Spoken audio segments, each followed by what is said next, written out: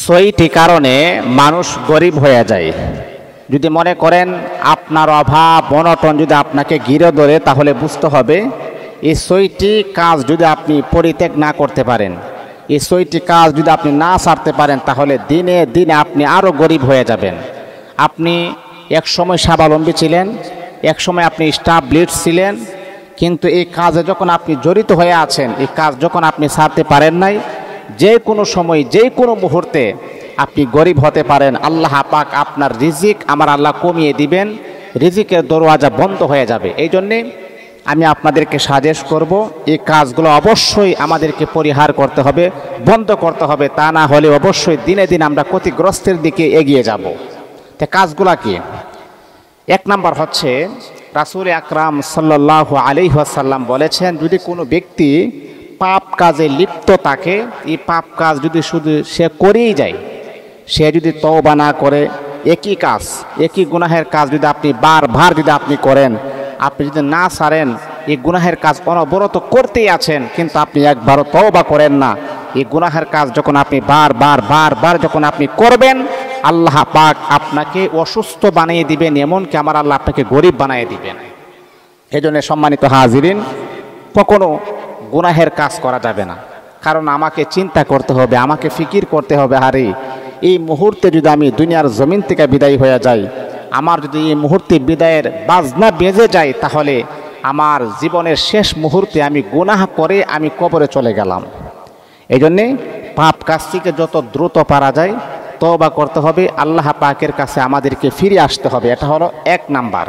যদি আপনি গুনাহের কাজ করেন, তাহলে আপনি গরিব হয়ে যাবেন, আপনি এই স্বাবলম্বী থেকে আপনি অচিরে দ্রুত গরিব হয়ে যাবেন। পাপ কাজকে ছেড়ে দিতে হবে। দুই নাম্বার হচ্ছে, মিথ্যা কসম কাটলে। মানে গরিব হওয়ার যে 6টা কাজ আছে, এর ভিতরে 2 নাম্বারটা হচ্ছে কি, যে মিথ্যা কসম কাটলে। আমরা অনেক সময় কথায় কথায় মিথ্যা কথা বলি। আমাদের মিথ্যা কথাটা এখন আমাদের ফ্যাশন হয়ে গেছে, এখন আমাদের মিথ্যা কথাটা একটা প্রচলন হয়ে গেছে। কেমন জানেন? ধরেন আপনি এখান থেকে বসে আপনি আরেকজনের সাথে কথা বলতেছেন, সে জিজ্ঞাসা করলো যে ভাই আপনি কোথায় আছেন? তখন আমরা বলি যে আছি কিন্তু গ্রামে। আমরা বলি আমি তো শহরে আছি। আচ্ছা ভাই বলেন তো, আপনি এই কথাটাতে বললেন, এত জঘন্যতম একটা মিথ্যা কথা আপনি বলছেন। মিথ্যা কথার প্রবণতা আমাদের বেড়ে গিয়েছে। রাসূল আকরাম সাল্লাল্লাহু আলাইহি ওয়াসাল্লাম বলেছেন, যেখানে, যে সমাজে, যে ঘরে, যে বাড়িতে মিথ্যার প্রলোভন বা মিথ্যা কথার প্রচার প্রসার সবচেয়ে বেশি হবে, ওই ঘরের ভিতরে আল্লাহ পাক কখনো রহমত আর বরকত আমার আল্লাহ নাজিল করবেন না, রহমত বরকত থেকে বঞ্চিত রাখবেন। এই জন্য মিথ্যা কথা বললে আপনি গরিব হয়ে যাবেন। এটা হলো 2 নাম্বার। 3 নাম্বার হচ্ছে, শুকরিয়া আদায় না করলে। আল্লাহ তো কোরআনে কথা বলেই দিয়েছেন, আমরা সবাই জানি, লা ইন শাকারতুম লা আযীদান্নাকুম ওয়া লা ইন কাফারতুম ইন্না আযাবি লাশাদীদ। আল্লাহ কোরআনে আমাদেরকে এটার ব্যাপারে খুব সুন্দর চমৎকার একটা তাফসির আছে। তাফসিরে মারিফুল কোরআন আপনি খুলেন, তাফসিরে রুহুল মাআনি তো আপনি পাবেন, যে মানুষ যখন শুকরিয়া আদায় করে, আল্লাহ কোরআনে বলেন লা ইন শাকারতুম লা আযীদান্নাকুম। আল্লাহ এখানে একটা শব্দ যুক্ত করেছেন। আল্লাহ বলছেন, নিশ্চয় যারা শুকরিয়া আদায় করবে, আমি আল্লাহ অবশ্যই তাদের ধন সম্পদ মাল আমি আল্লাহ আরো বৃদ্ধি করে দিব। আর ওয়ালা ইন কাফারতুম, যদি আপনি অস্বীকার করেন, না আল্লাহ আমাকে কোনো কিছুই দেই নাই, এই যে আমি যে সুস্থ আছি, এই নিয়ামতের শুকরিয়া যদি আমি সারা জীবন আদায় করি, এটারও শেষ হবে না। আপনি যান হসপিটালের বেডরুমে, আপনি যান, কত মানুষ দেখেন, আহা হসপিটালের বেডরুমে পড়ে আছে, কত অসুস্থ মানুষ। তাদেরকে যদি আপনি জিজ্ঞাসা করেন যে ভাই আপনি কেমন আছেন, তখন তারা বলবে, আল্লাহ ভাই আমার জন্য শুধু আপনি এতটুকু দোয়া করেন, আল্লাহ যেন আমাকে পরিপূর্ণ সুস্থতার নিয়ামত যেন দান করেন। এই জন্যে সুস্থতা এটা আল্লাহ পাকের বড় একটা নিয়ামত, এই নিয়ামতের শুকরিয়া আদায় করবেন। আর নিয়ামতের শুকরিয়া আদায় করলে আল্লাহ পাক রব্বুল আলামিন আপনাকে ধনাঢ্য বানায় দিবেন, অভাব অনটন আমার আল্লাহ দূর করে দিবেন, আমার আল্লাহ আপনাকে স্বাবলম্বী বানিয়ে দিবেন, আপনাকে গরিব আর রাখবেন না ইনশাআল্লাহ। এটা হলো 3 নাম্বার। 4 নাম্বার হচ্ছে, সুদ খেলে।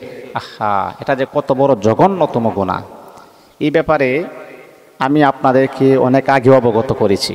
প্রত্যেক জুমাতে আমি আলোচনা করি যে সুদের কিছু ক্রাইটেরিয়া রয়েছে, সুদের কিছু গুনাহ রয়েছে, আর সুদের সর্বনিম্ন গুনাহটা হচ্ছে মায়ের সাথে জিনা করা, নাউজুবিল্লাহি মিন যালিক। আচ্ছা বলেন, এই পৃথিবীতে অনেক জাতি আছে, ইহুদি আছে, খ্রিস্টান আছে, বৌদ্ধ আছে, নাচারা আছে, অনেক জাতি আছে, বিধর্মী আছে। আপনি দেখবেন কেউ কিন্তু যে তার মার সাথে জিনা করবে এমন কোনো কিছু হয় না। মায়ের সাথে কেউ জিনা করতে চায় না, এটা স্বাভাবিক। আপনি আপনার মাকে শ্রদ্ধা করেন, আমি আমার মাকে শ্রদ্ধা করি। আপনি আপনার বাবাকে শ্রদ্ধা করেন, আমি আমার বাবাকে শ্রদ্ধা করি, এটা স্বাভাবিক। কিন্তু কোনো পাগলও তার মার সাথে জিনা করতে চায় না, কারণ মা একটা সম্মানের একটা যুক্ত ব্যক্তি। পৃথিবীতে যত সম্মান রয়েছে এর ভিতরে একজন হচ্ছে মা। আমরা মাকে পর্যাপ্ত পরিমাণের সম্মান করি, পর্যাপ্ত পরিমাণের কেয়ার করি। তো কোনো সন্তান চায় না যে তার মার সাথে সে জেনা করুক, কিন্তু যারা সুদ খায় সে যেন অহরহ প্রতিটা মুহূর্তে প্রতিটা সেকেন্ডে সে যেন তার মার সাথে জেনা করতে আছে, নাউজুবিল্লাহি মিন যালিক। এই জন্যে সুদ বন্ধ করতে হবে, সুদ খাওয়া আমাদেরকে পরিহার করতে হবে। এটা হলো 4 নাম্বার। আর 5 নাম্বার হচ্ছে যাকাত যদি আপনি না দেন। আল্লাহ আমাদেরকে জানিয়ে দিয়েছেন, যদি কোনো ব্যক্তি যাকাত প্রদান করে, যাকাত দিয়ে আল্লাহ পাক তার ধন সম্পদ, তার মালের ভিতরে আমার আল্লাহ বারাকা নাজিল করেন। আর আপনি যখন যাকাত দিবেন না, আল্লাহ পাক আপনাকে আস্তে আস্তে দুর্বল করে দিবেন। আল্লাহ পাক আপনার অভাব অনটন আমাকে দিয়ে রাখবেন, আপনাকে দিয়ে রাখবেন। এই জন্য যাকাত আমাদেরকে প্রদান করতে হবে, যাকাত আমাদেরকে আদায় করতে হবে, এটাই স্বাভাবিক। অনেকেই আছে আমরা যাকাত প্রদান করি না, অনেক। আজকে যদি আমরা আমাদের মালের সঠিক যাকাত প্রদান করতাম, তাহলে আমাদের এলাকাতে, আমাদের গ্রামে, আমাদের শহরে, আমাদের দেশে গরিবদের সংখ্যা খুবই কম থাকতো। আসলে আমরা যাকাত প্রদান করি না। এই জন্য আমি আপনাদেরকে বলবো যে আমার টাকা কত আছে, এই টাকাটা হিসাব করবেন। আপনি হিসাব করে করে আপনি আপনার মালের সঠিক যাকাতটা আপনি গরিবদের কাছে পৌঁছাইয়া দিবেন। এটা গরিবদের হক। এই হক যদি আপনি নষ্ট করেন, আল্লাহ পাক রব্বুল আলামিন যাকাতের ব্যাপারে এটা যদি আপনি সচেতন না হন, যাকাতের ব্যাপারে আল্লাহ পাক রব্বুল আলামিন আমাদেরকে জানিয়ে দিয়েছেন, যদি যাকাত যদি আপনি পরিশোধ না করেন, এটার জন্য আপনি জাহান্নামের আগুনে গ্রেফতার হবেন। যাকাত প্রদান করতে হবে। সর্বশেষ হচ্ছে 6 নাম্বার হচ্ছে হারাম উপার্জন করলে। আমরা অনেক সময় আছি হারাম টাকা আমরা উপার্জন করি, বা হারাম আমাদের ইনকাম সোর্সটা হচ্ছে হারাম। আপনি যদি হারাম উপার্জন করেন, হারাম খাবার হারাম উপার্জন করে এই খাবার যখন আপনি খাবেন, ইবাদত করবেন, এটা কবুল হবে না, আল্লাহ পাকের কাছে কখনো গ্রান্টেড হবে না। এই জন্যে হারাম ইনকামকে বর্জন করতে হবে।